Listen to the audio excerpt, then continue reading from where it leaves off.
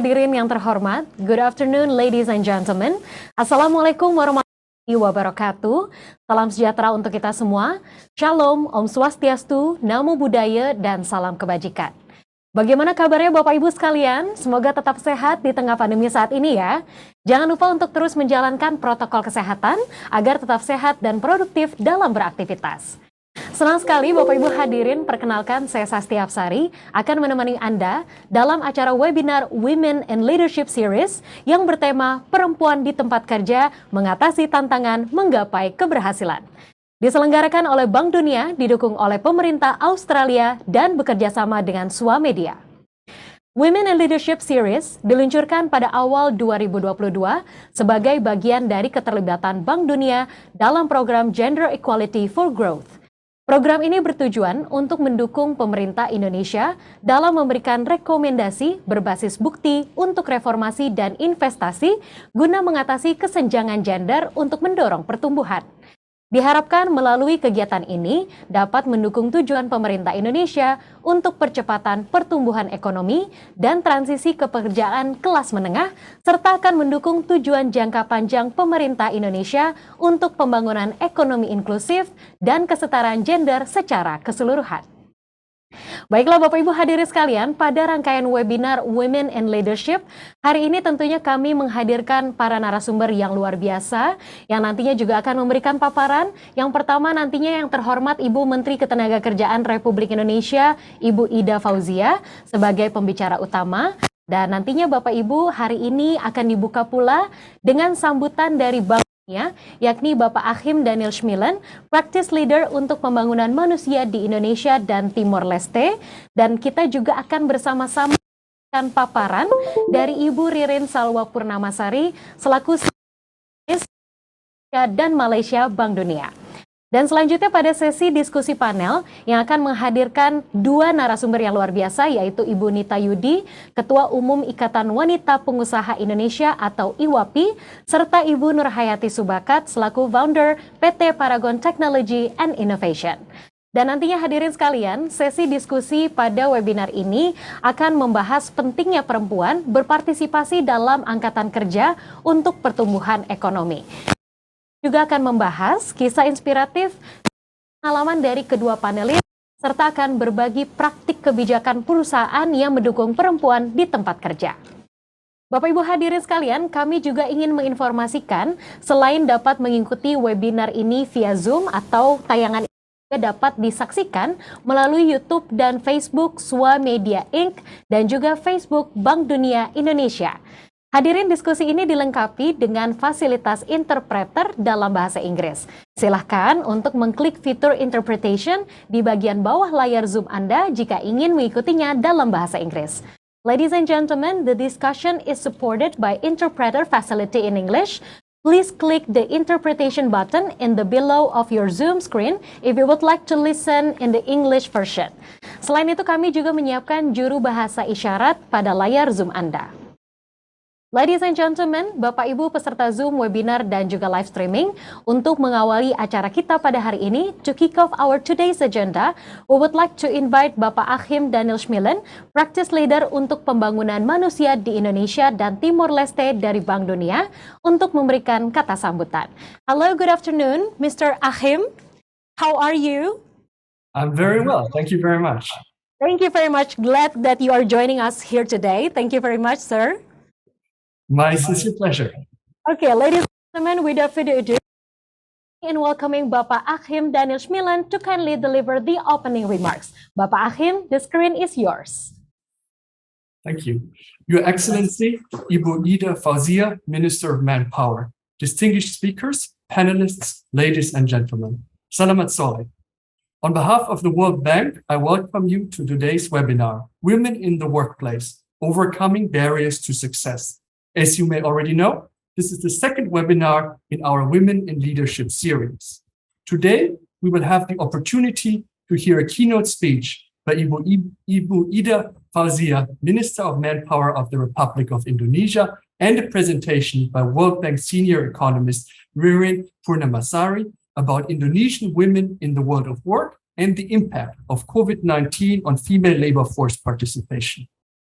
We are also honored to host a very distinguished panel of female leaders today with Ibu Nita Yudi, Chair of the Indonesian Women Entrepreneurs Association, and Ibu Nur Hayati Zubakar, founder of PT Paragon Technology and Innovation, who will share with us their experiences overcoming challenges in their fields and the workforce, and their journeys to becoming leaders in society. At this point, I would also like to thank the Australian Department of Foreign Affairs and Trade, or DFAT, for their generous support of the Women in Leadership webinar series. Ladies and gentlemen, gender inequality in the workforce is a stubbornly persistent gap that is hindering development prospects around the world. Indonesia, like many countries, has yet to fully unlock women's productive potential in the labor market. World Bank data shows that if women's labor force participation was to increase from 52 to 58.5% between 2019 and 2025, Indonesia's annual GDP growth rates would be increased by up to 0.7 percentage points. This would result in adding an estimated $62 billion to the economy every year. There are many factors that constrain women's economic participation. These factors include occupational sex segregation, a lack of care services available, and persistent social norms that suggest a woman's place is in the home. Today's webinar is to celebrate and promote women's leadership and empowerment. In recent years, Indonesia has made significant progress in reducing several gender gaps, including by achieving gender parity in school enrollment rates and by expanding health service coverage. However, challenges remain. Gender equality is not a female issue alone. It is vital that all people, including men, take an active role in promoting women's economic empowerment and gender equality more broadly. This can occur through simple steps, such as dividing unpaid domestic work burdens evenly, supporting women's agency and access to skills development, and questioning gender-based stereotypes. At the World Bank, we work closely with the government of Indonesia to increase economic opportunities for women and remove constraints for more and better jobs. At a policy level, there are various approaches that can be pursued to further boost women's labor force participation. First, Indonesia can look to create more productive jobs for women and break down occupational gender segregation by supporting women to enter sectors traditionally dominated by men. It can also change social and gender norms. Second, the government could strengthen policies to increase market access for women-owned MSMEs and enhance women's access to credit and skilling programs. Evidence from high-income countries in Europe and North America shows that tax incentives, such as childcare credits and income credits, as well as changes in the tax structure, can also have a positive effect on female employment. Female employment can be further boosted through expanding and equalizing parental leave provisions. Finally, providing more widely available, affordable, good quality childcare services is a concrete step that Indonesia could take to help drive long-term human capital development and unlock women's productive potential in the labor market. Ladies and gentlemen, boosting women's labor force participation and increasing women's earnings potential are crucial to eliminating poverty and ensuring that more people benefit from development.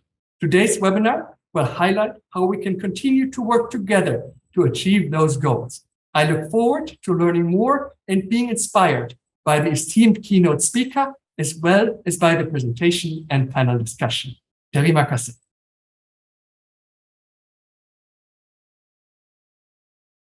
Achim Daniel Schmielen for the opening remarks. Thank you very much once again for your profound insight. Hope you are always in a good health, sir. Baiklah, Bapak Ibu tamu undangan sekalian, selanjutnya kita akan saksikan keynote speech dari Ibu Menteri Ketenagakerjaan Republik Indonesia, Ibu Ida Fauzia. Hadirin, kami informasikan, dikarenakan Ibu Menteri ada agenda lain, maka keynote speech akan kami sampaikan melalui rekaman video. Mari kita simak bersama. Assalamualaikum warahmatullahi wabarakatuh. Selamat siang, salam sejahtera untuk kita semua. Salam Om Swastiastu, Namo Buddhaya, salam kebajikan, salam sehat untuk kita semua. Yang saya hormati Country Director World Bank untuk Indonesia dan Timur Leste, Bapak Satu Kahkonin, para pejabat tinggi madya dan pratama di lingkungan Kementerian Ketenagakerjaan, Practice Leader for Indonesia of the World Bank, Bapak Achim Daniel Smilen, para narasumber, hadirin peserta webinar yang saya hormati.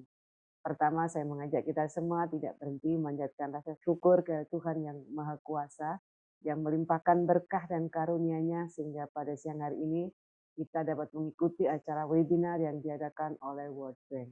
Hadirin yang saya hormati, ketika kita berbicara mengenai kepemimpinan perempuan di Indonesia, kita harus mengakui bahwa masih banyak tantangan yang harus kita hadapi. Survei ILO Juli 2020 menemukan yang pertama, tidak sampai 50% perempuan bekerja sebagai profesional dan hanya 30% dari mereka yang mencapai posisi manajer. Yang kedua, perempuan masih jauh lebih sedikit menjabat sebagai pemimpin atau CEO dan dewan direksi. Hanya 15% perusahaan Indonesia yang disurvei menyatakan mempunyai CEO perempuan. Lalu hanya 8% perusahaan di Indonesia yang punya dewan direksi yang memiliki direksi imbang gender. Angka-angka ini lebih rendah dibandingkan angka persentase yang ada di kawasan Asia Pasifik. Yang ketiga, jikapun perempuan bisa naik level jabatan di suatu perusahaan, seperti pada posisi manajemen, madya, dan tinggi, mereka menjalankan fungsi berbeda dari rekan laki-lakinya. ILO melaporkan keterwakilan perempuan banyak ditemukan pada fungsi manajemen pendukung dan bukan manajemen strategis. Di antaranya bagian keuangan, administrasi, dan sumber daya manusia. Begitupun di lingkungan PNS. Data jumlah total pegawai negeri sipil tahun 2020 mencapai 4,1 juta orang. 52% diantaranya memang perempuan. Akan tetapi jumlah yang menduduki jabatan struktural relatif sedikit. Misalnya jumlah perempuan di jabatan tinggi madya hanya 96 orang. Jauh lebih sedikit dibandingkan laki-laki yang berjumlah 483 orang. Hadirin yang saya hormati, tantangan dalam hal kepemimpinan ini sedikit banyak mencerminkan kondisi pemberdayaan perempuan di sektor ketenagakerjaan yang juga masih menghadapi berbagai tantangan klasik. Yang pertama adalah terkait partisipasi perempuan di dunia kerja. Data BPS Februari 2022 menunjukkan bahwa TPAK tingkat partisipasi angkatan kerja perempuan masih berada jauh di bawah laki-laki, di mana TPAK laki-laki sebesar 83,6% dan perempuan hanya sebesar 54,2%. Hal inilah penyebab hanya 40% dari 144 juta angkatan kerja kita yang perempuan. Padahal setengah dari populasi kita saat ini adalah perempuan. Temuan ini sedikit banyak berkaitan dengan budaya patriarki yang masih mengakar dan mengidentikan perempuan dengan pekerjaan di ranah domestik. Tantangan juga muncul dari masih adanya ketimpangan dalam hal pendidikan dan kompetensi yang sebenarnya ini adalah merupakan modal dasar untuk berdaya. Data menunjukkan bahwa semakin tinggi pendidikan perempuan, maka akan semakin besar proporsinya yang masuk ke pasar kerja. Sementara data justru menunjukkan bahwa persentase angkatan kerja perempuan yang berpendidikan rendah lebih besar dibandingkan dengan laki-laki. Selanjutnya, data juga menunjukkan bahwa masih ada kesenjangan upah antara pekerja laki-laki dan perempuan. Selain masih konsisten dari tahun ke tahun, diskriminasi ini juga ditemukan pada semua tingkatan latar belakang pendidikan, kelompok umur, hingga jenis pekerjaan. Lebih lanjut lagi, data memang menunjukkan bahwa tingkat pengangguran perempuan selalu lebih rendah jika dibandingkan dengan laki-laki. Akan tetapi, mayoritas perempuan bekerja di sektor informal dengan persentase mencapai 65%. Jauh lebih tinggi dibandingkan laki-laki yang hanya 56%. Bekerja di sektor informal tentu memiliki dampak kepada upah dan perlindungan sosial yang lebih sedikit. Sehingga banyak pekerja perempuan berada dalam posisi yang lebih rentan dibandingkan dengan laki-laki. Menurut laporan UNDP tahun 2020, Indonesia memiliki skor indeks ketimpangan gender atau Gender Inequality Index di peringkat 121 dari 162 negara. Indonesia merupakan peringkat terbawah dibandingkan negara-negara G20 lainnya. Melihat semua tantangan yang saya sampaikan, tentu kita sadar bahwa masih banyak pekerjaan rumah dalam hal pemberdayaan perempuan dan kesetaraan gender, terutama di sektor ketenagakerjaan. Padahal pemberdayaan perempuan sangatlah penting karena dampak ekonomi dan pembangunan yang dihasilkannya juga sangat signifikan. Riset McKinsey menunjukkan bahwa Indonesia bisa meningkatkan PDB-nya sebesar 9% pada tahun 2025 apabila tingkat partisipasi angkatan kerja perempuan meningkat. Lebih banyak perempuan bekerja full-time dan lebih banyak perempuan bekerja di sektor dengan produktivitas tinggi seperti manufaktur. Hal ini menjadi semakin penting di era puncak bonus demografi yang sedang dialami Indonesia, di mana jumlah perempuan usia kerja sangat besar dan memiliki potensi yang sangat signifikan bagi pertumbuhan dan pembangunan ekonomi bangsa. Hadirin yang saya hormati, untuk itu sikap pemerintah termasuk melalui Kementerian Ketenagakerjaan sudah jelas bahwa tidak boleh ada diskriminasi gender karena posisi laki-laki dan perempuan adalah setara. Pengakuan prinsip-prinsip kesetaraan telah ada dalam Undang-Undang Negara Republik Indonesia tahun 1945.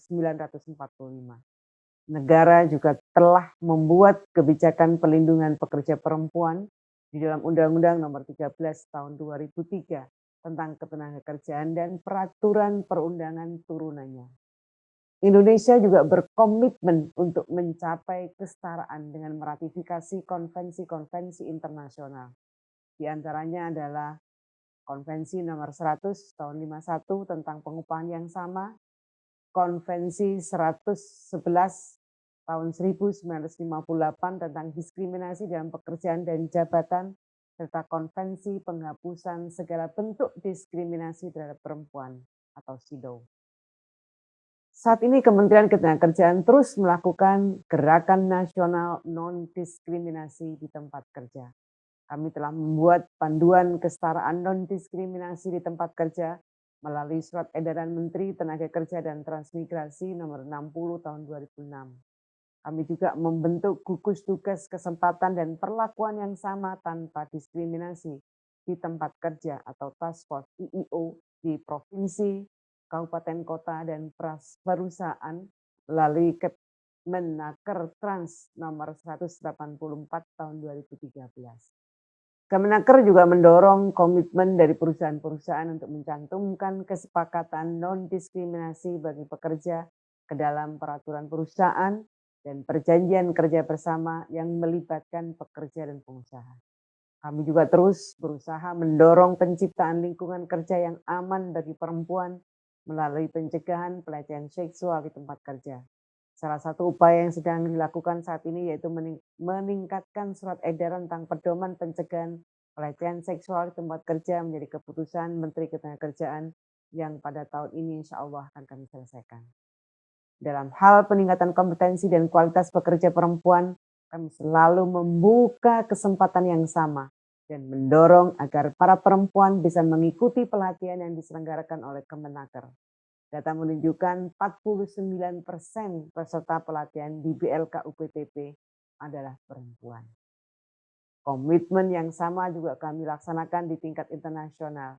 Misalnya di presidensi Forum G20 bidang ketenagakerjaan, Indonesia mendorong pembahasan isu kesetaraan gender dan inklusi sosial yang berkaitan langsung dengan upaya perlindungan, pemberdayaan, dan peningkatan peran kaum perempuan. Secara keseluruhan, pemerintah memiliki arah kebijakan peningkatan partisipasi perempuan di bidang ekonomi melalui peningkatan perlindungan perempuan, pemberian kemudahan akses yang meringankan peran ganda perempuan, serta peningkatan akses dan fasilitas kepada kegiatan ekonomi, terutama wirausaha bagi perempuan. Hadirin yang saya hormati, persoalan pemberdayaan perempuan dan kepemimpinan perempuan tidak hanya bisa diselesaikan oleh regulasi semata, komitmen yang ada harus dibuktikan dengan aksi nyata. Di Kementerian Ketenagakerjaan kami terus berusaha menciptakan kesetaraan antara laki-laki dan perempuan. Hal tersebut dapat dibuktikan dengan banyaknya perempuan yang menduduki posisi jabatan tinggi, di mana dari 7 jabatan pimpinan tinggi madya atau eselon 1 terdapat 3 orang perempuan yang menduduki jabatan tinggi madya. Perempuan di Kemenaker juga banyak yang menduduki jabatan tinggi pratama atau eselon 2 di Kementerian Ketenagakerjaan.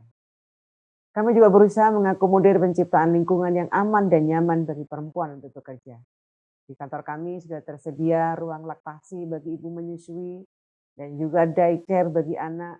Kami juga mengakomodir hak cuti bagi ibu hamil, melahirkan, keguguran, ataupun hak cuti haid. Pada akhirnya dibutuhkan sinergitas, komitmen, dan upaya konkret tidak hanya dari pemerintah, melainkan juga dari stakeholder terkait, pekerja, serikat buruh, pengusaha, dunia akademik, dan masyarakat secara luas untuk mewujudkan pemberdayaan pekerja perempuan yang berorientasi terhadap zero accident, zero harassment, dan zero discrimination. Terakhir, saya sangat mengapresiasi penyelenggaraan acara hari ini. Ini merupakan satu forum penting dan prestisius untuk kita semua dapat bersama-sama merumuskan langkah pemberdayaan dan mendorong kepemimpinan perempuan Indonesia masa depan. Semoga acara berjalan lancar dan dapat menghasilkan diskusi yang bermanfaat bagi usaha pemberdayaan dan kesetaraan perempuan Indonesia, khususnya di sektor ketenagakerjaan. Demikian yang dapat saya sampaikan, semoga bermanfaat. Terima kasih. Allahumma fiq ila aqwamit thoriq. Wassalamualaikum warahmatullahi wabarakatuh.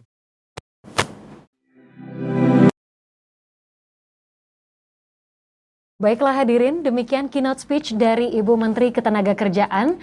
Tadi Ibu Menteri menggarisbawahi bahwa kesetaraan bagi pekerja perempuan perlu terus didukung oleh berbagai pihak. Terima kasih sekali lagi kepada Ibu Menteri atas kesediaannya menyampaikan keynote speech-nya. Baiklah hadirin sekalian, selanjutnya kami ingin mengundang seluruh narasumber untuk dapat melakukan foto bersama. Oleh sebab itu, saya mengundang kembali seluruh pembicara untuk dapat mengaktifkan kameranya. And we would like to invite once again Mr. Achim Daniel Schmielen to kindly join us to take a group photo to commemorate this moment. Tentunya kami juga mengundang Ibu Ririn Salwa Purnamasari, Ibu Nita Yudi, dan Ibu Nur Hayati Subakat untuk dapat bergabung melakukan foto bersama. Ya, Bapak Ibu sekalian, kita akan melakukan 2 kali take photo. Yang pertama, saya mohon izin untuk melakukan aba-aba dari studio dalam 3, 2, 1. Ya, untuk take kedua, mungkin boleh bebas posenya Bapak Ibu sekalian. Iya, dalam 3, 2, 1. Baik, terima kasih kepada seluruh narasumber untuk bergabung melakukan foto bersama. Thank you very much Pak Achim joining us for the photo opportunity. Thank you very much once again.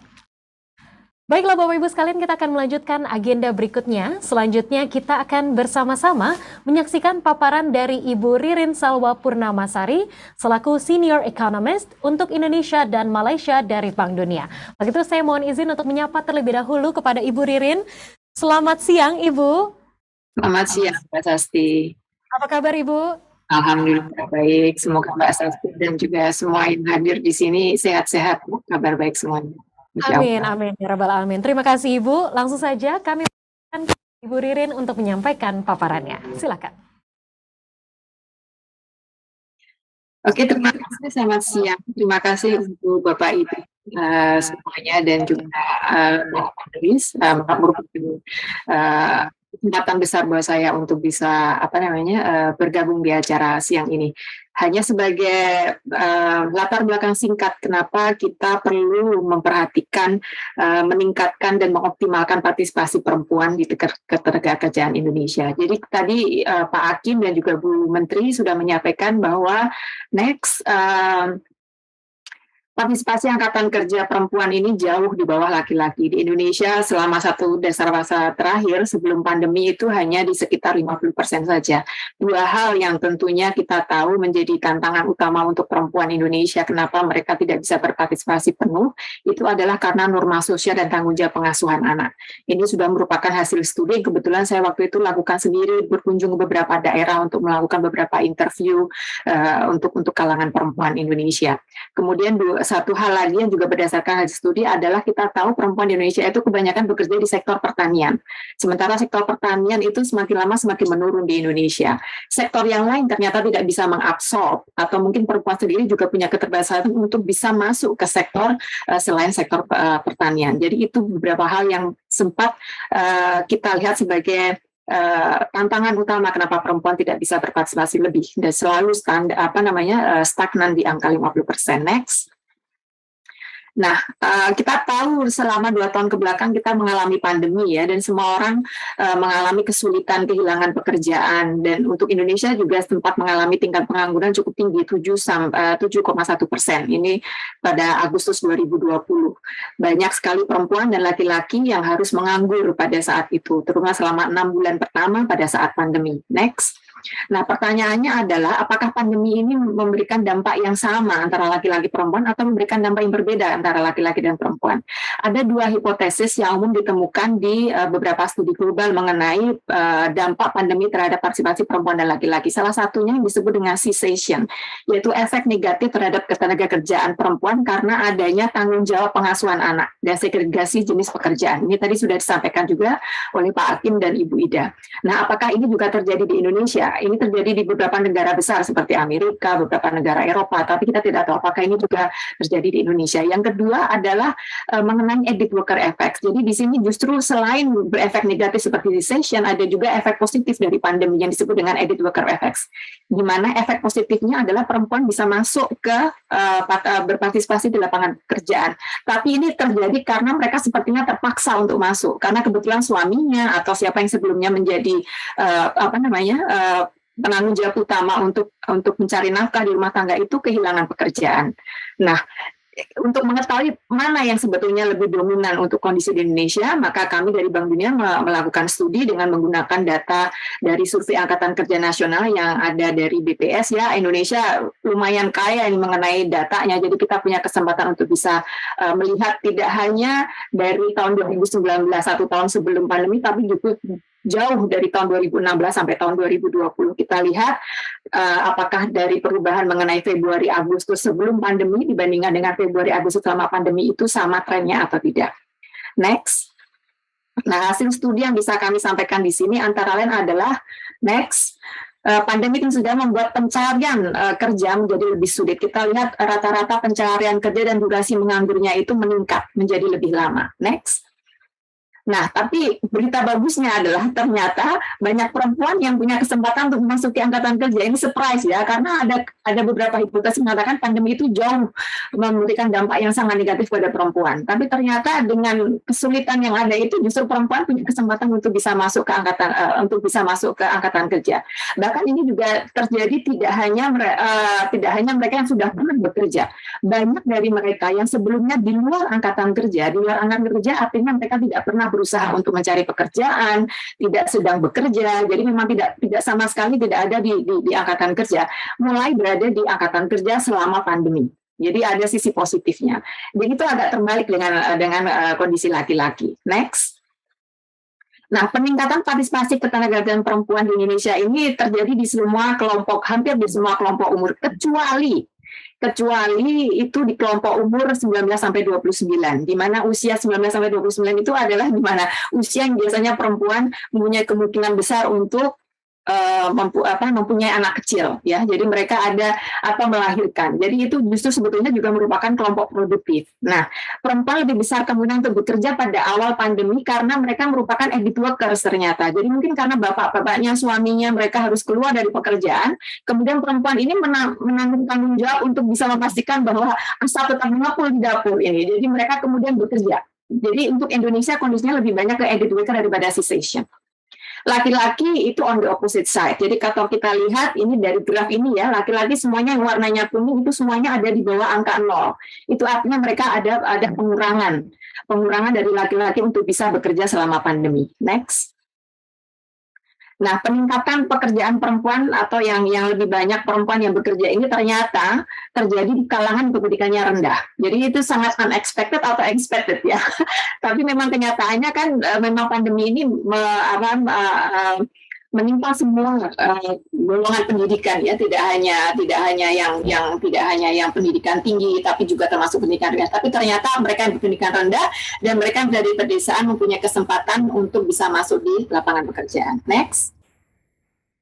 Nah, tapi sisi sedihnya adalah walaupun mereka bekerja, ternyata mereka bekerja lebih di pekerja keluarga yang tidak dibayar. Jadi hanya sebagai pendukung saja, tapi mereka secara individu tidak mendapatkan income. Next. Juga kualitas pekerjaannya secara umum menjadi lebih rendah. Tapi ini tidak hanya pada perempuan, tapi juga pada laki-laki. Karena ternyata lebih banyak dari mereka yang kemudian berada di sektor informal, bukan di sektor formal lagi. Jadi ini kita lihat yang sektor formalnya semuanya ada di bawah angka 0, jadi menurun. Sementara sektor informalnya meningkat terutama untuk pertanian. Next. Jam kerja dan penghasilan juga turun. Kita lihat rata-rata 2,3 lebih pendek untuk perempuan, 2,6 jam lebih pendek untuk laki-laki. Penghasilannya juga lebih rendah, 14% untuk perempuan, yang untuk laki-laki 16% lebih rendah dibandingkan untuk sebelum pandemi. Next. Nah, kita tahu bahwa ini selama pandemi ternyata memberikan kesempatan pada perempuan untuk bisa berpartisipasi kerja. Bagaimana kemudian ini harus kita pertahankan? Itu adalah merupakan kebijakan-kebijakan yang harus mulai dipertimbangkan oleh kita semua, tidak hanya oleh pemerintah, tapi tentunya semuanya ya. Perlu upaya nyata untuk bisa mempertahankan perempuan yang memang sudah berada di angkatan kerja selama pandemi ini tetap berada di angkatan kerja, tetapi tidak hanya itu saja, mereka bisa lebih lama bertahan di sana dan mempunyai kualitas pekerjaan menjadi lebih baik. Ada beberapa hal yang harus diperhatikan untuk bisa memastikan hal ini, terutama adalah penyediaan jasa pengasuhan anak lebih baik dan tentunya terjangkau. Selain itu juga ada penurunan biaya bagi pemberi pekerja yang memberikan tunjangan cuti hamil. Ini kan ada polemik ya mengenai cuti hamil dan sebagainya. Ada suara negatif mungkin atau di beberapa kalangan karena mungkin ini juga justru kontraproduktif dibandingkan untuk memastikan bahwa para employer ini more likely untuk meng-hire perempuan, mereka malah kemudian ada kecenderungan untuk tidak meng-hire. Jadi harus ada policy untuk bisa mengatasi hal ini. Kemudian juga pengaturan kerja yang fleksibel. Kenapa perempuan kemarin banyak yang bisa masuk ke lapangan pekerjaan, menjadi bekerja selama pandemi, karena ada fleksibilitas di situ untuk bisa bekerja dari rumah, bisa tetap menjaga anak, melakukan beberapa kegiatan di rumah tangga yang menjadi tugas mereka. Salah satu lagi yang kita tahu dari awal menjadi salah satu tantangan untuk Indonesia adalah dengan adanya norma-norma sosial yang masih bisa yang terkait gender dan juga pekerjaan perempuan. Nah, kalau untuk transisi pekerjaan untuk yang ke yang lebih berkualitas ini perlu dilakukan oleh semua, baik untuk yang laki-laki atau untuk perempuan. Dan salah satu yang menjadi kunci penting untuk bisa melakukan itu adalah adanya informasi pekerjaan dan pendampingan pada saat melakukan kegiatan pencarian pekerjaan. Saya rasa itu Mbak Sasti yang bisa saya sampaikan sedikit, dan happy to have if any question. Maksud saya kalau nanti kemudian ini ada studi kami dan nanti saya bisa kontak dari kami. Terima kasih. Semoga bermanfaat. Baik, terima kasih kami ucapkan kepada Ibu Ririn atas paparan yang telah diberikan. Menarik sekali ya Bu ya, hasil studinya bahwa ternyata selama pandemi partisipasi kerja perempuan di angkatan kerja ini meningkat. Dan bagaimana kita sekarang harus bisa mempertahankan hal tersebut, bukan hanya menjadi added worker, tetapi juga harus ditingkatkan kualitasnya. Luar biasa sekali Bu, menarik sekali insights-nya. Baiklah hadirin Bapak Ibu, saatnya kita akan memasuki sesi diskusi panel pada hari ini yang bertema perempuan di tempat kerja, mengatasi tantangan, menggapai keberhasilan. Telah hadir di tengah-tengah kita semua secara virtual, dua panelis kita. Yang pertama adalah Ibu Nita Yudi, selaku Ketua Umum Ikatan Wanita Pengusaha Indonesia atau IWAPI. Begitu, mohon izin saya akan menyapa terlebih dahulu Ibu Nita. Halo Ibu Nita, apa kabar? Baik, alhamdulillah Mbak Septi ya. Pasti Ibu. Pasti, alhamdulillah sehat. Alhamdulillah, terima kasih Ibu telah bergabung. Nanti kita akan berbincang-bincang Ibu. Ya, siap. Ya, dan selanjutnya kami juga ingin menyapa panelis kita berikutnya adalah Ibu Nurhayati Subakat selaku pendiri PT Paragon Technology and Innovation. Assalamualaikum warahmatullahi wabarakatuh. Apa kabar Ibu Nurhayati? Mohon izin Ibu, masih di mute. Ya, alhamdulillah baik, Mas Setni. Assalamualaikum warahmatullahi wabarakatuh. Waalaikumsalam warahmatullahi wabarakatuh. Terima kasih Ibu. Kita akan berbincang-bincang ya Ibu ya selama 30 menit ke depan kurang lebih. Dan kami informasikan pula tadi diskusi akan berlangsung Bapak Ibu sekalian kurang lebih 30 menit. Nantinya juga akan kami buka sesi tanya jawab. Jadi jika Bapak Ibu memiliki pertanyaan, silakan untuk menuliskannya pada kolom Q&A yang tersedia di Zoom ini. Dan nantinya penanya terpilih akan mendapatkan giveaway dari Swamedia. Oke, mohon izin saya akan mengundang dua panelis kita, Ibu Nita dan juga Ibu Nurhayati Subakat nih. Kita akan berbincang-bincang santai terkait tema kita hari ini. Mungkin saya akan mengawali diskusi kita dengan bertanya kepada kedua panelis kita, Ibu Nita dan Ibu Nurhayati. Mungkin saya akan ke Ibu Nita terlebih dahulu, Ibu. Mungkin boleh diceritakan Ibu sedikit perjalanan Ibu sampai ada di posisi sekarang sebagai seorang pemimpin perempuan. Silakan Ibu Nita. Baik, alhamdulillah Mbak Sasti, Bu Nurhayati. Ini kebetulan juga Dewan Konsultasinya IWAPI ini, DPP IWAPI. Jadi kita berdua IWAPI, alhamdulillah. Jadi Mbak Sasti, sebelum saya menjadi anggota IWAPI, ibu saya sendiri adalah pengurus IWAPI. Jadi waktu saya masih SMA, beliau pengurus IWAPI, kemudian setiap kali kami pulang sekolah gitu, ibu saya selalu urusannya IWAPI dan usahanya gitu. Jadi bolak-balik kemana sih si Mami gitu kan? Kita rada ibu juga, rada bete juga nggak ada si Mami gitu ya. Ternyata setelah saya mengikuti perjalanan dan saya lulus SMA, saya mulai mencoba bikin usaha kecil-kecilan, kemudian bersama mantan pacar yang sekarang suami, kita bikin kontraktor konsultan. Baru ibu saya mengatakan ini harus ikut IWAPI supaya networknya lebih besar lagi dan beberapa benefit akan didapatkan dari IWAPI. Akhirnya saya masuklah IWAPI, kemudian pada saat itu saya masih menjadi anggota, kemudian urus, dan mungkin karena aktif juga dalam kepengurusan, kemudian terpilih menjadi Ketua Umum IWAPI DKI. Setelah jadi Ketua Umum IWAPI DKI, dipilih lagi menjadi Ketua Umum DPP IWAPI hingga saat ini, Mbak. Jadi saya menjadi pengusaha itu karena lingkungan, dan saya menjadi pemimpin IWAPI juga karena ibu saya seperti itu. Jadi faktor lingkungan dibesarkan karena ibu seorang IWAPI juga, pengurus IWAPI, itu yang menjadikan Bu Nita akhirnya terjun juga ke IWAPI ya Bu Nita ya? Ya, alhamdulillah. Alhamdulillah. Oke Ibu, kita akan nanti menggali lebih dalam lagi Bu terkait perjalanan tersebut. Namun saya mungkin berpindah terlebih dahulu ke Ibu Nurhayati. Mungkin Ibu boleh diceritakan sedikit perjalanan Ibu sampai ada di posisi sekarang sebagai seorang pemimpin perempuan. Silakan Bu Nurhayati. Ya. Saya sedikit cerita latar belakang ya. Jadi saya sebetulnya pernah bekerja di industri kosmetik selama 5 tahun dan latar belakang pendidikan dari farmasi ya. Jadi saya merasakan waktu itu kenapa saya pilih mundur dari perusahaan, karena sudah punya anak 3 ya, dan kemudian tempat kerja saya itu jauh di Jalan Raya Bogor, sedangkan saya tinggal di Jakarta Selatan. Dan ini yang saya rasakan sebagai perempuan ya, ada bekerja itu karena urusan rumah tangga tetap kita yang kerjakan.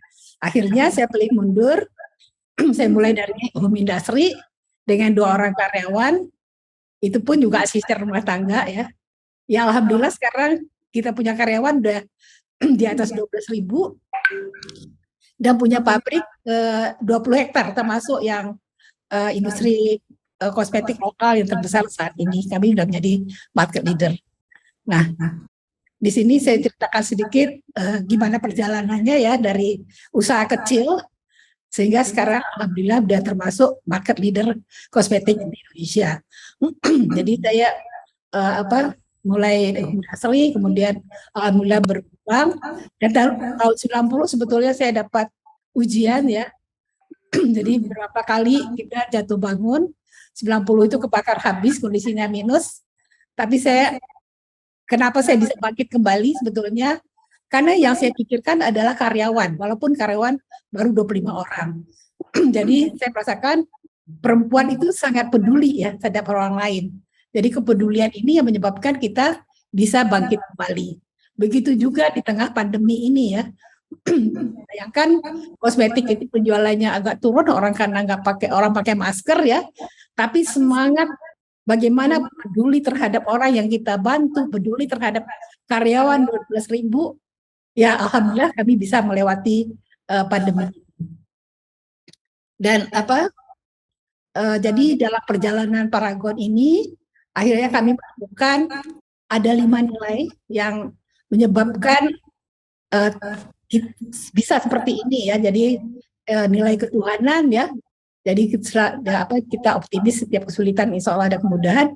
Dan saya rasakan sendiri ya waktu kebakaran, waktu krisis tahun 98, kemudian krisis sekarang.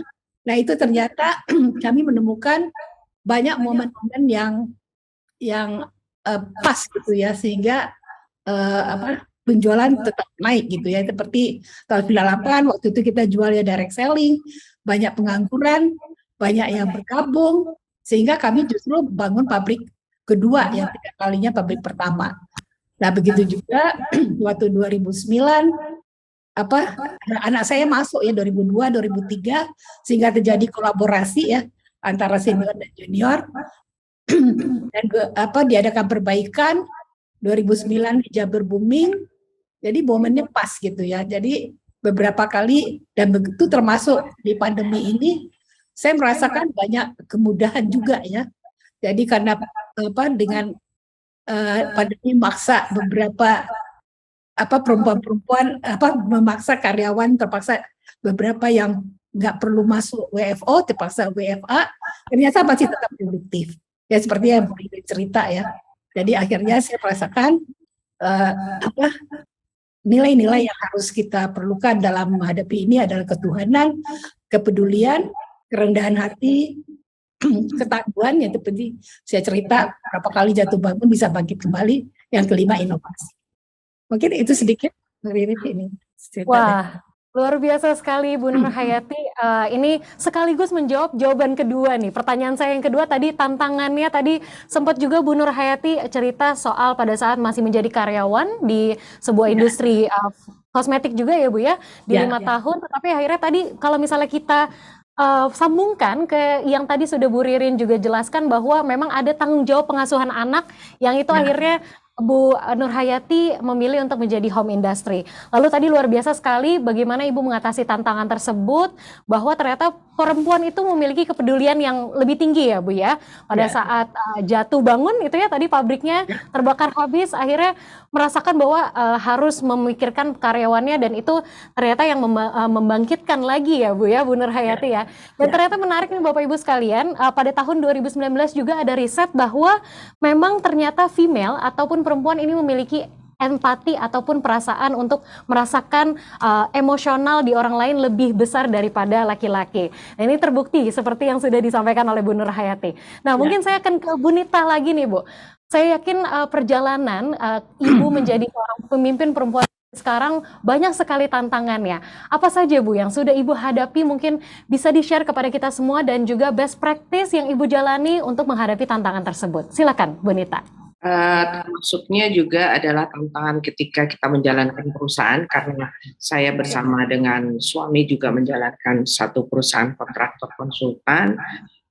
Pada saat itu karena kami berdua baru lulus, kemudian kami membuat satu perusahaan, jadi masih baru sekali, dan kami harus mencari proyek dengan network yang sangat minim. Itu kemudian beberapa kami sublease kepada beberapa, kami jadi sublease ya kepada beberapa perusahaan-perusahaan kontraktor yang besar atau developer yang besar. Nah di situ karena kami juga masih sangat kecil dan ya yang maju juga perempuan, waktu itu sangat-sangat dianggap tidak potensi, apalagi pekerjaan pembangunan dan konsultan masalah bangunan, arsitektur, sipil dan sebagainya. Nah, itu ada rasa minder saat itu saya menghadapi beberapa perusahaan-perusahaan besar untuk memasukkan proposal untuk menjadi sublease gitu ya. Karena dianggapnya perusahaan baru, perempuan, dan beberapa juga hampir terjadi juga mungkin waktu itu bisa dibilang pelecehan seksual ya. Pelecehan seksual yang dimaksud adalah kalau sekarang siul-siul sama kedip-kedip mata kan udah masuk ke undang-undang tindak pidana kekerasan seksual ya. Jadi waktu itu sering sekali terjadi hal-hal seperti itu dan besok-besoknya saya nggak berani datang sendiri, saya harus didampingi oleh beberapa karyawan saya, termasuk sekretaris saya yang laki-laki gitu ya, untuk melakukan dealing-dealing untuk mendapatkan proyek. Berdasarkan pengalaman itu akhirnya kita bertekad untuk membangun, udah ini nggak usah menjadi sublease lagi, kita bikin aja proyek sendiri gitu. Nah, alhamdulillah beberapa proyek akhirnya kami kerjakan. Setelah dari situ baru mulai ada network yang lebih besar lagi dan ditambah juga dengan masuknya ke IWAPI sehingga beberapa proyek yang bisa kami kerjakan dengan pembangunan itu tercapai dan tanpa adanya hal-hal yang lain. Jadi tantangannya itu adalah perempuan masih dianggap rendah, tidak potensi, kemudian mungkin karena itu kali ya budaya patriarki ya, kemudian nggak bisa ngelihat perempuan yang masuk sendiri ke dalam perusahaan, termasuk kepada beberapa perusahaan-perusahaan besar, dan belum adanya kesadaran waktu itu tentang kesetaraan gender belum ada. Waktu itu masih tahun 1996-an sampai 2000 seperti itu tantangannya. Jadi kalau saat ini kami sudah mendirikan perusahaan, saat ini lebih banyak kami menerima perempuan karena perempuan juga lebih banyak potensinya dibanding laki-laki, mohon maaf. Karena keseharian saya berkumpul dengan teman-teman seluruh Indonesia IWAPI yang alhamdulillah saat ini sudah berumur 47 tahun dan memiliki member lebih dari 30.000 perempuan pengusaha, maka kami kebanyakan perusahaan-perusahaan teman-teman ini adalah perempuan. Contohnya Bu Ati ya. Kemudian termasuk ini 98% anggota IWAPI adalah UMKM. 2%-nya yang besar-besar. 2%-nya siapa aja? Ini termasuk Bu Ati, Ibu Marta Tilar, Ibu Muriati Sudibyo. Ini jagoan 3 besar kosmetiknya Indonesia, luar biasa. Seperti itu, Mbak. Wah, luar biasa sekali tadi mendengar perjalanan Ibu Nita bahwa memang pada awalnya pasti dianggap sebelah mata ya Bu ya pada merintis industri tersebut, apalagi mungkin memang industrinya dominan laki-laki ya Bu Nita ya, saat itu ya Bu ya. Jadi mungkin tambahan sedikit, jadi kalau sekarang kita jadi pemimpin, kita harus bisa memberikan contoh kepada teman-teman ya, baik karyawan kita maupun teman-teman selevel kita, bahwa kita harus berani dan kita harus meyakini bahwa kita bisa dengan melakukan atau memperlihatkan kinerja kita yang potensi itu. Nah, kadang-kadang perempuan di dalam satu webinar atau seminar ada yang mau bertanya malu-malu, baru disuruh tanya malu-malu, apalagi suruh mengajukan proposal yang memang itu sangat potensi. Nah, inilah yang kita dobrak ya di organisasi kita sehingga kita juga mendapat bantuan dari Amerika MCAE untuk bisa menjadi pelopor kontraktor yang bisa menang di tender-tender baik di perusahaan pemerintah maupun swasta. Seperti itu, Mbak. Wah, luar biasa. Jadi bagi para perempuan jangan malu-malu ya Bu Nita ya. Harus berani, harus pede. Harus proaktif men-showcase potensinya.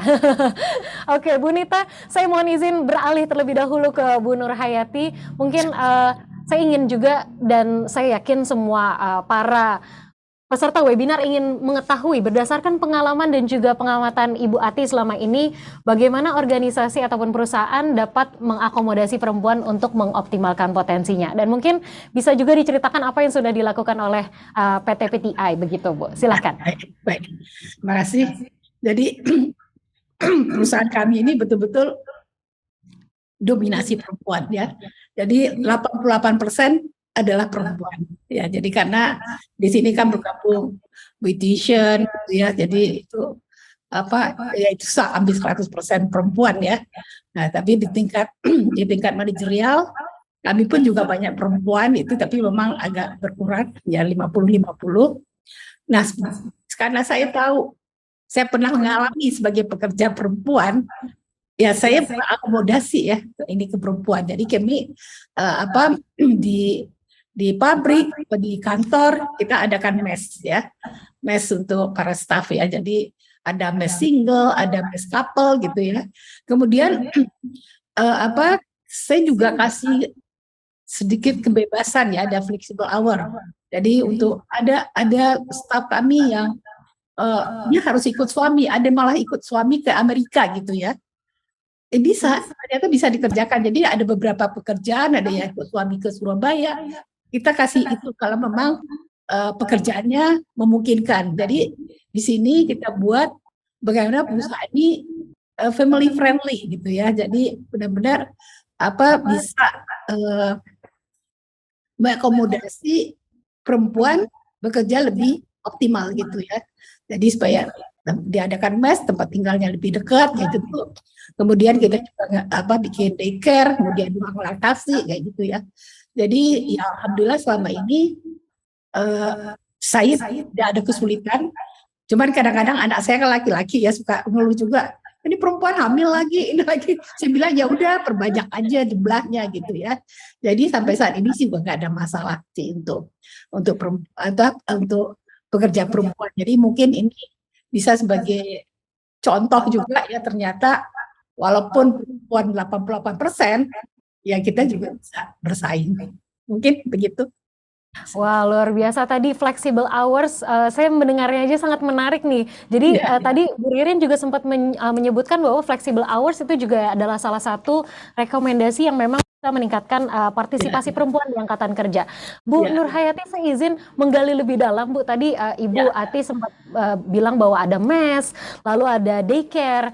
Saya ingin tertarik bagaimana mekanisme daycare itu sendiri, Bu, untuk di PTI. Iya. Memang daycare kita baru mulai ya. Jadi tapi kan kita ini rencananya, jadi kita udah siapin ruangannya.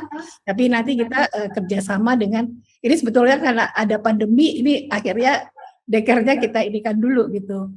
Kita rencananya kerjasama dengan perusahaan yang sudah menjalankan daycare karena ini kan harus nggak sembarangan juga ya, jadi kita hanya menyiapkan tempat sama sarana seperti itu. Nah ini memang masih dalam sampai saat ini karena para staf itu banyakkan yang tinggal di mes ya, jadi dan saya suka kasih tahu sama mereka kata kuncinya perempuan bisa sukses adalah kolaborasi. Jadi kolaborasi dengan orang di sekitar kita gitu. Jadi saya sampaikan sama mereka ya carilah asisten rumah tangga yang bisa membantu kita gitu ya, apa saudara kita, apa orang tua kita. Jadi intinya perempuan itu harus bisa kolaborasi gitu ya. Jadi seperti juga perusahaan itu maju kan dengan SDM sekitarnya. Begitu juga perempuan juga bisa maju ya. Saya merasakan sendiri. Jadi kata kuncinya perempuan sukses kadang-kadang saya bilang perempuan yang bisa mencari asisten rumah tangga yang tepat. Ya itu saya berasa bilang itu yang sederhananya gitu ya. Jadi kita harus bisa toleransi. Nah ini alhamdulillah sih sampai saat ini ya perusahaan ini cukup nyaman untuk para perempuan. Dan itu adalah bagian dari kolaborasi ya Bu Ati ya. Dan tadi luar biasa sekali bagaimana PTI itu menyediakan beberapa akomodasi ataupun fasilitas yang memang tentunya sangat bermanfaat bagi karyawan yang berperan juga sebagai seorang ibu. Ya, luar biasa sekali, ini pastinya menjadi inspirasi nih bagi para pengusaha-pengusaha juga di luar sana. Baik Bu Ati, saya mohon izin saya akan kembali ke Ibu Nita. Tadi Bu Nita saya relate sekali dengan bagaimana pengalaman Ibu menghadapi tantangan-tantangan sebagai seorang perempuan dalam halnya bekerja begitu dan juga menjadi seorang Pin. Nah, saya mungkin ingin tanya nih ke Bu Nita, apakah yang sudah dilakukan oleh IWAPI gitu ya untuk mendukung perempuan dalam mengatasi berbagai tantangan tersebut? Mungkin silakan Bu Nita, boleh di-share ke kami. Jadi begini, perempuan itu bisa tidak dilecehkan apabila memiliki satu pemikiran yang smart ya, dan yang jelas adalah memiliki kita bilang apa ya, dana gitu, memiliki ekonomi yang cukup gitu.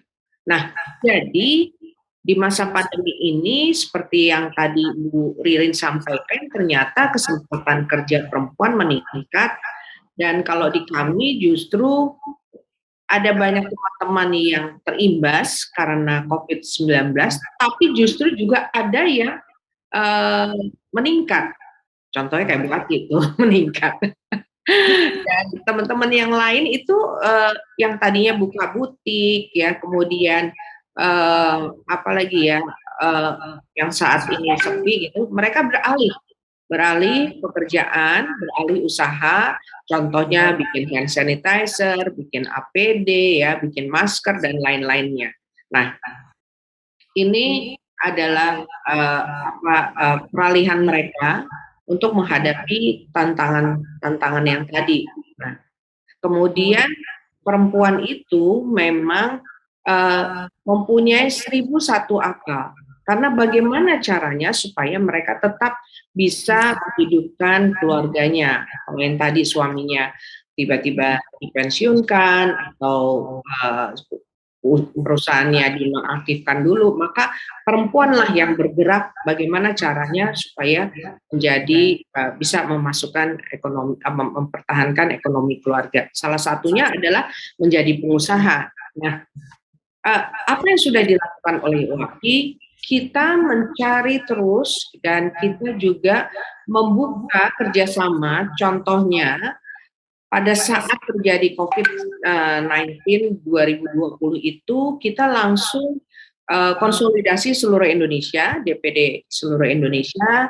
Saya bertanya kendalanya apa yang dihadapi semuanya. Kemudian setelah itu baru kami konsolidasi dengan pemerintah. Nah, dari pemerintah kita mempunyai network yang bagus, termasuk juga dari UN Women. Dari UN Women kami mendapatkan pelatihan, waktu itu langsung pelatihan digital marketing. Kan biasanya ibu-ibu ini mempunyai toko yang offline, ya, tapi pada saat COVID udah nggak bisa jalan lagi karena nggak sanggup bayar karyawan, listrik, telepon, dan sebagainya, Sehingga kami alihkan mereka untuk membuka tokonya yang online. Nah, bersama dengan UN Women, kemudian kami mengadakan pelatihan digital marketing.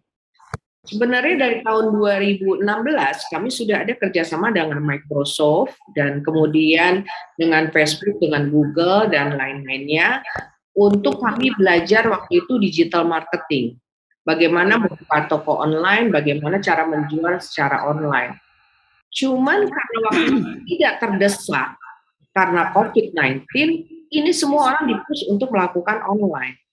Akhirnya kami melakukan lagi lah pelatihan-pelatihan itu yang ternyata kami sudah roadshow ke 19 provinsi, bersama Google kami ke 18 provinsi, ternyata masih banyak daerah yang belum mendapatkan pelatihan atau ilmu tentang digital marketing. Jadi waktu itu kami lakukan, akhirnya pesertanya 2.000 peserta dari seluruh Indonesia, dan itu bertahan sampai pelatihannya kalau nggak salah sampai 10 hari.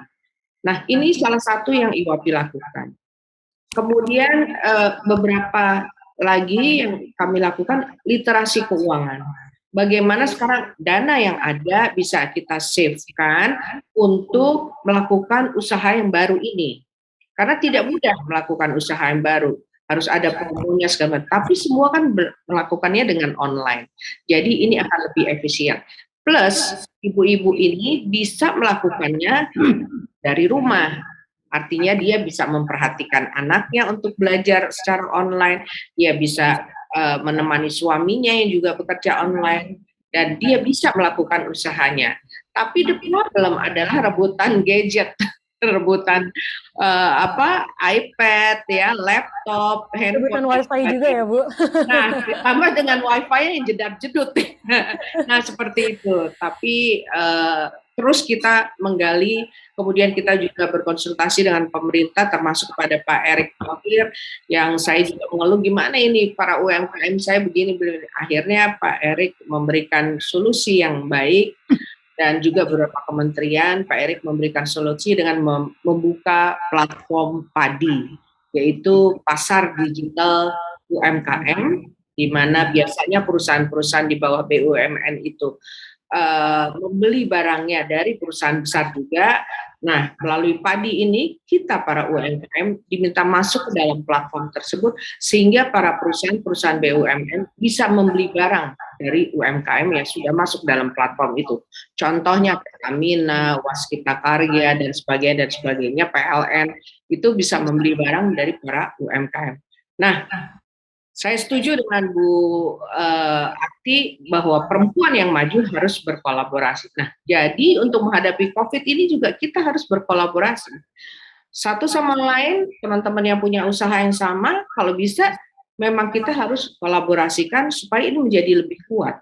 Seperti itu. Dan termasuk para UMKM ini apabila tidak digandeng oleh pemerintah, tidak diberikan peluang dan sebagainya, ini kita harus tetap berkolaborasi, mungkin kolaborasinya lebih meningkat. Seperti itu. Jadi banyak sekali yang IWAPI sudah lakukan, sehingga alhamdulillah Mbak, kami sekarang ditunjuk oleh pemerintah menjadi focal point dari AWEN, Asian Women Entrepreneur Network, ciptaannya ASEAN khusus untuk perempuan pengusaha, dan kami terpilih menjadi chairperson-nya atau chair country-nya untuk AWEN, membawahi 10 negara. Dan di dalam G20 presidensi kami juga terpilih menjadi advokat, ditunjuk menjadi advocate daripada G20 Empower, dan juga menjadi co-chair daripada G20 Empower. Alhamdulillah kami diberi kepercayaan oleh pemerintah. Seperti itu, karena kami juga melakukan roadshow untuk pelatihan kewirausahaan bersama Ibu Menteri Pemberdayaan Perempuan, juga dengan Menteri Ketenagakerjaan. Kami terus melatih perempuan-perempuan agar bisa tetap mempertahankan hidup, bahkan menjadi penggerak ekonomi Indonesia, termasuk Bu Ati yang luar biasa. Luar biasa sekali, Bu Nita. Sebelumnya saya mau mengucapkan selamat sebagai chair ya untuk AWEN. Tapi tadi saya menarik sekali bahwa bagaimana yang dilakukan oleh IWAPI untuk terus mengupgrade skill para anggota ya. Apalagi pada saat pandemi ini ternyata partisipasinya meningkat ya Bu Nita ya. Dan mungkin bagaimana Bu, saya ingin bertanya ke depannya, apakah ini akan langsung diluncurkan secara offline juga, upgrade skill, atau bagaimana Bu rencana IWAPI ke depannya untuk perempuan? Kami sekarang juga sudah punya marketplace IWAPI, tapi terus masih dalam perbaikan. Nah, hal-hal seperti ini yang kami bisa bangun, yang kami bisa wadahi khusus untuk perempuan-perempuan pengusaha, kami laksanakan seperti itu, Mbak. Jadi kita hanya punya 3 program, bagaimana meningkatkan sumber daya manusia ya, melalui pelatihan, workshop dan sebagainya, talk show dan sebagainya. Kemudian yang kedua adalah memperluas jaringan pemasaran dari segi marketing, karena sudah ada online. Karena kami juga melatih tidak hanya digital marketing, kami sekarang juga melatih teman-teman untuk bagaimana bisa ekspor. Karena sudah ada AWEN dan kita sudah terbuka secara tidak hanya lokal pasarnya, tapi juga global, dan kami melatih mereka untuk bisa ekspor. Ya, karena ternyata banyak sekali teman-teman dari luar yang membutuhkan barang-barang dari Indonesia. Dan yang ketiga, kami mempermudah akses untuk penambahan modal, baik ke lembaga perbankan maupun non-perbankan. Itu adalah 3 program kami yang memang untuk memajukan perempuan seluruh Indonesia. Luar biasa sekali, inspiratif sekali bagaimana semangat Ibu Nita berkolaborasi mengajak seluruh perempuan Indonesia. Tadi ya Bu ya, kuncinya perempuan yang mau berkolaborasi yang akan maju begitu Bu Nita. Dan tadi Bu Ati juga sudah sebutkan. Termasuk adalah kerjasama dengan Bu Ati. di mana pada saat COVID ini teman-teman dari Wardah itu memberikan pelatihan menjadi agennya ya Bu Ati ya, kalau nggak salah menjadi agennya, kemudian diajarin juga make up ya supaya mereka juga bisa buka salon kecil-kecilan di rumah mereka untuk menyambung hidup, menambah perekonomian. Luar biasa. Terima kasih Bu Nita sharingnya, dan mungkin saya akan kembali lagi nih ke Ibu Ati. Tadi Bu Ati sempat bilang bahwa ada fasilitas dan juga memang beberapa kebijakan yang mungkin sifatnya peka gender ataupun gender sensitif, tadi seperti ada ruang laktasi, lalu juga ada MES, ada healthcare yang memang sudah direncanakan. Mungkin bisa diceritakan Bu Ati, apakah ada pengalaman Paragon yang menunjukkan memang adanya hubungan antara penerapan kebijakan tersebut terkait peningkatan pendapatan perusahaan atau implikasi positif ke perusahaan? Silakan Bu Ati. Ya, baik. Jadi kami dengan kita mengadakan MES gitu ya, untuk single, untuk couple, berarti kan mereka tinggal, dan MES itu tinggal jalan kaki aja ke dekat dari kantor gitu ya. Jadi di sini kan jelas jadi sangat efisien ya. Satu, juga mereka tidak mengeluarkan transport, kemudian juga datang ke kantor itu juga masih suasananya juga masih seger ya. Apalagi kalau di Jakarta aja lihat, kalau tempatnya jauh itu bisa pulang pergi aja bisa 2 jam ya. Jadi ini menunjukkan lebih efisien. Nah di sini ya saya lihat hasilnya ya mereka itu bekerjanya karena dekat rumah ya, tinggalnya ya, mereka itu juga bekerja tuh sampai malam gitu. Di tempat saya itu belum pandemi ya, itu ya masih lampunya masih nyala gitu. Jadi lebih produktif maksud saya. Ya lebih produktif, ya jelas ya, ini bukti nyata ya Paragon bisa menjadi market leader di Indonesia ini. Mungkin semangat para perempuan untuk bisa menunjukkan potensinya, itu ya saya rasakan sih di sini ininya.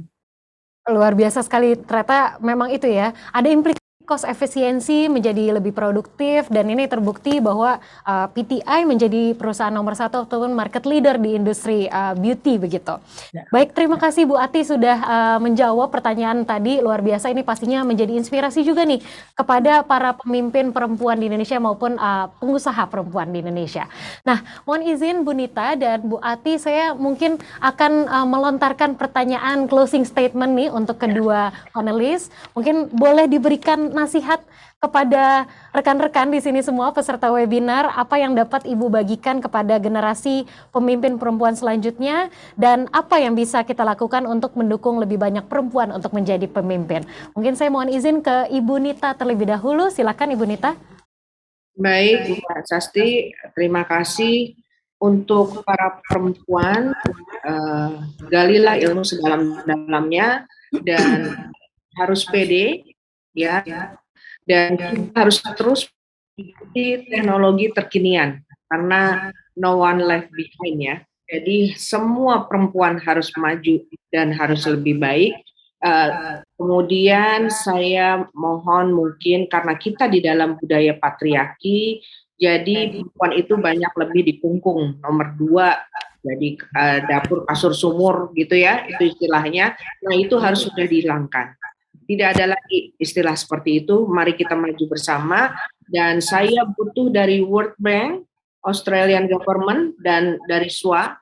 Mari kita berkolaborasi karena masih banyak perempuan pengusaha UMKM yang membutuhkan networking untuk berkolaborasi bersama. Sekali lagi terima kasih. Juga mari kita maju bersama. Perempuan berdaya, Indonesia maju. Terima kasih Ibu Nita. Baik, Bu Ati silakan, nasihat apa yang dapat Ibu bagikan kepada generasi pemimpin perempuan? Dalam perjalanan hidup saya itu saya merasakan ada 5 nilai tadi ya.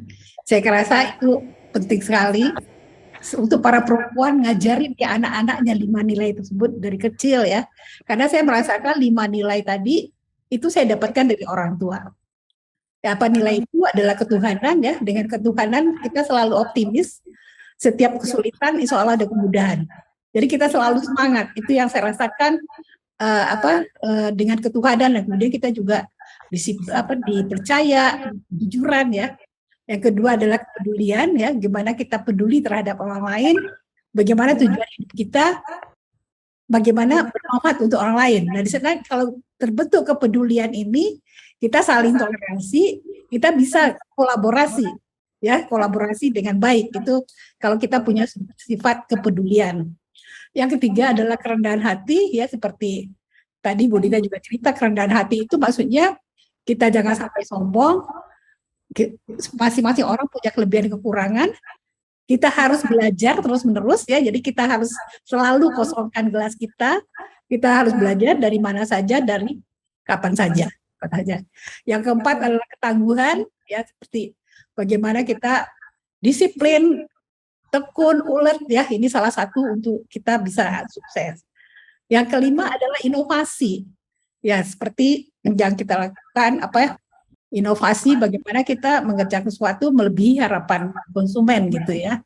Jadi dengan inovasi bagaimana kita juga cepat ya berubah gitu ya, seperti Bu Dita cerita itu, perempuan itu 1000 akal gitu ya. Nah, kunci sukses dari Paragon adalah salah satunya adalah inovasi.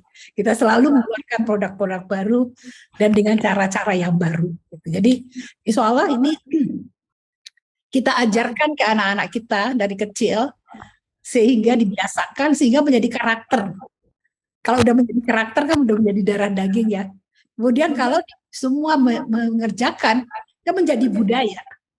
Nah, mudah-mudahan 5 nilai tadi bisa menjadi budaya bangsa Indonesia untuk lebih maju.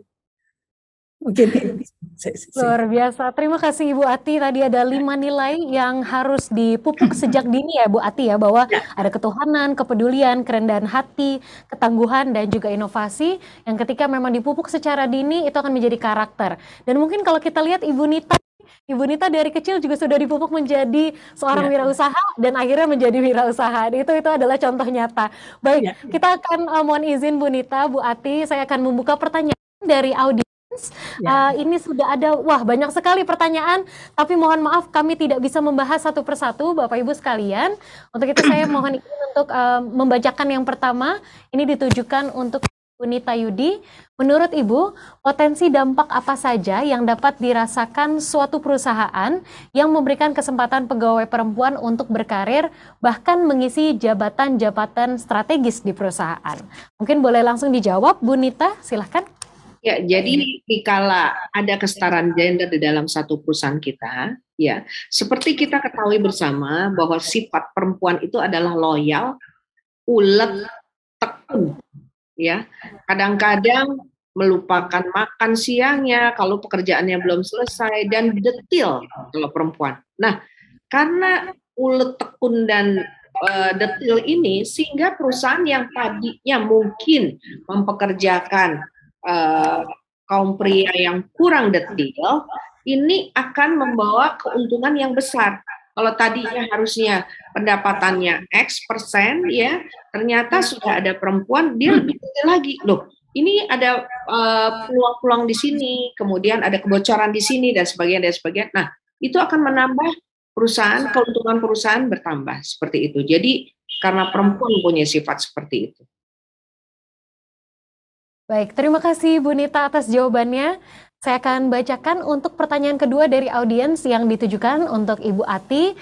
Masih banyak Ibu bentuk nyata diskriminasi gender yang ditemui di dunia kerja. Salah satunya adalah soal kesenjangan upah, di mana pekerja perempuan masih banyak yang digaji lebih rendah dari pria. Menurut Ibu bagaimana cara untuk mengatasi isu tersebut, Bu Ati? Saya. Jadi kalau di perusahaan kami itu tidak ada kesenjangan ya Bu ya? Tidak. Jadi walaupun saya perempuan, saya juga tidak mengajarkan perempuan ya. Jadi sama. Jadi semua orang mendapat income sesuai dengan pekerjaannya gitu. Jadi sesuai dengan potensinya. Jadi saya kira mungkin mudah-mudahan sih ke depannya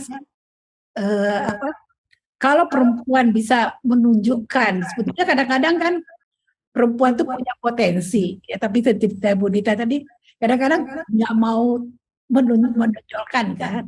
Nah itu sebetulnya kan itu yang kita dorong gitu ya, perempuan itu sebetulnya punya potensi, jadi nggak usah kita harus berani gitu ya. Tapi saya kira sih kedepannya perusahaan sih seharusnya akan menilai dari hasil pekerjaannya. Jadi kalau sekarang saya lihat sih perbedaan gender itu udah sangat berkurang ya. Sebagai contohnya aja ya, saya kan alumni ITB ya. Di ITB itu baru pertama kali rektor adalah perempuan ya. Sekarang udah kejadian kan. Ada beberapa rektor sudah perempuan. Jadi seharusnya sih asal perempuan berani menggali potensinya, hal-hal demikian ya. Kalau perempuan sampai maksudnya merasa kurang, ya dia protes ya seharusnya sih. Jadi nggak usah takut, saya kira sih perusahaan akan beri sesuai dengan apa yang diberikan sama pekerja tersebut. Baik. Jawab ya. Pede, Baik, terima kasih. harus pede ya. Harus pede ya Bu ya, harus proaktif, harus berani speak up ya Bu Nita ya.